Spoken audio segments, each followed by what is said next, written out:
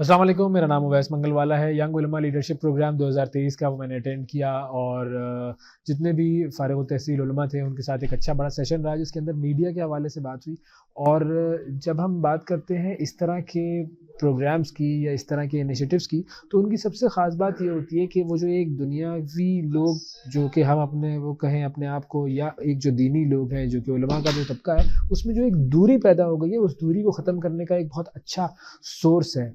हम जाकर उनसे मिलते हैं, वो हमसे मिलते हैं, इंटरेक्शन होती है, एक दूसरे के नज़रियात को समझते हैं, एक दूसरे के मसाइल को समझते हैं, एक दूसरे को मशवरे देते हैं। और वो जो एक इंटरेक्शन है जिसकी बुनियाद पर जुड़ने वाला अमल जो है वो शुरू होता है, उसका एक बहुत अच्छा फ़ोरम है यंग उलमा लीडरशिप प्रोग्राम।